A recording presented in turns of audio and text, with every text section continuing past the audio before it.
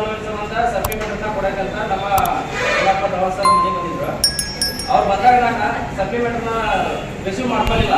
ಯಾಕಂದ್ರೆ ಇಂಥವು ಸಾಕಷ್ಟು ಬಂದಿದ್ರು, ನಾವು ಅವನ್ನ ತಗೊಂಡು ಕೂಡ ಯಾವುದೇ ಥರ ರಿಸಲ್ಟ್ ಮಾಡ್ಕೊಂಡಿದ್ದಿಲ್ಲ ಬೇರೆ ಕಂಪ್ನಿಗಳಲ್ಲ.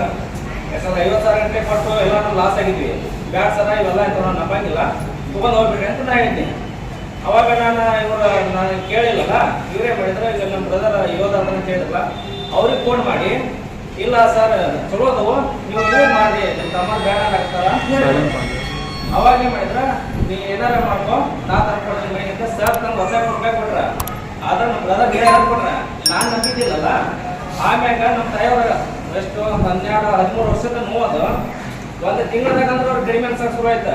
ಅವ್ರು ಅವಾಗ ಹೇಳಿದ್ರೆ ತಮ್ಮ ನನ್ನ ಕಾಲು ಹಗರ ಅನ್ಸತ್ತವ ಅಂತಂದ್ರೆ ನನಗೆ ನಂಬಿಕೆ ಕೊಡಕತ್ತವ. ಇವ್ರು ಕೊಡಕ್ ಬಂದಾಗ ಒಂದು ಕಂಡೀಷನ್ ಹಾಕಿದ್ವಿ ಅವ್ರಿಗೆ, ಕೊಡ್ತೀರಲ್ಲ ಕೊಡ್ರಿ, ಬಟ್ ನಾ ಗಿಡದ ತಪ್ಪಿದ್ದ ಬ್ಯಾಕ್ ಪೇನ್ ಐತಿ. ನಾನು ಡ್ರೈವಿಂಗ್ ಮಾಡ್ಬೇಕಾದ್ರೆ ನಾನು ವೃತ್ತಿಯಲ್ಲಿ ಚಾಲಕ ಅದೀನಿ. ಡ್ರೈವಿಂಗ್ ಮಾಡ್ಬೇಕಾದ್ರೆ ಬ್ಯಾಕ್ ಪೇನ್ ಐತೆ ನನಗೆ. ಅವ್ರದ್ದು ಏನಾರು ಕಾಲು ನೋವು ಕಡಿಮೆ ಆತಂದ್ರೆ ನೆಕ್ಸ್ಟ್ ಬಂದು ನಾನು ಬ್ಯಾಕ್ ಪೇನ್ ತೊಗೊಂತಾನೆ ಅಂತ ಐತಿ. ಅವ್ರದ್ದು ಏನು ಕಡಿಮೆ ಆಯ್ತಲ್ಲ, ನಮ್ಮ ವಾರ ಅವಾಗ ಹೇಳಿದ್ರೆ ನಮ್ಮ ಬ್ರದರ್ ಜಮ್ಮು ಕರ್ಕೊಂಡು ಹೋದ್ರು ನಮ್ಮ ವಾರ ಏನು ಹೇಳಿದ್ರೆ ಹೋಗಿ ಇನ್ನೆರಡು ತಿಂಗಳು ಅವ್ರು ಹೇಳಿದ್ರು 3 ತಿಂಗಳು ಹೋಗ್ಬೇಕಂತ ಹೇಳಿದ್ರೆ ಇನ್ನೆರಡು ತಿಂಗಳು ಹೋಗಿ ತೊಗೊಂಬ ಅವರೇ ಹೇಳಿ ಕಳಿಸಿದ್ರು ನನಗೆ. ಯಾಕಂದ್ರೆ ಅದಕ್ಕೆ ಮುಂಚೆ 3 ವರ್ಷ ಸಪ್ಲಿಮೆಂಟ್ ಬೇರೆ ಕಂಪ್ನಿ ಒಳಗೆ 3 ವರ್ಷ ಸಜೆಸ್ಟ್ ಮಾಡಿದ್ದಾರೆ ಅವ್ರು. ಇವ್ರು ಹೇಳಿದ್ರೆ ನಮಗೆ 3 ತಿಂಗಳು ಹೇಳ್ತಾರೆ. ಬರೀ ನಮ್ಮ ರಿಸಲ್ಟ್ ಬಂದಿದ್ದು 1 ತಿಂಗಳದಾಗ.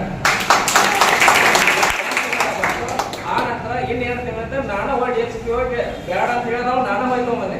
ಅಂದ್ರೆ ಅಷ್ಟು ನಂಬಿಕೆ ನನಗೆ ಬಂದಾದ್ಮೇಲೆ ಮತ್ತೆ ನಾನು ಬ್ಯಾಕ್ ಪೇನ್ ಕೂಡ ನಾನು ಹೋಗಿ ಸಪ್ಲಿಮೆಂಟ್ ತೊಗೊಂಡು ಇವಾಗ ನಾನು ಡ್ರೈವಿಂಗ್ ಮಾಡ್ಬೇಕಾದ್ರೆ ಇಲ್ಲಿಂದ ಡ್ರೈವಿಂಗ್ ಸ್ಟಾರ್ಟ್ ಮಾಡಿ ಬೆಂಗಳೂರು ಮಟ್ಟ ಹೋದ್ರು ಎಲ್ಲಿ ಗಾಡಿ ಸ್ಟಾಪ್ ಮಾಡಲ್ಲ ಅಂತ ಓಡಿಸ್ತೀನಿ.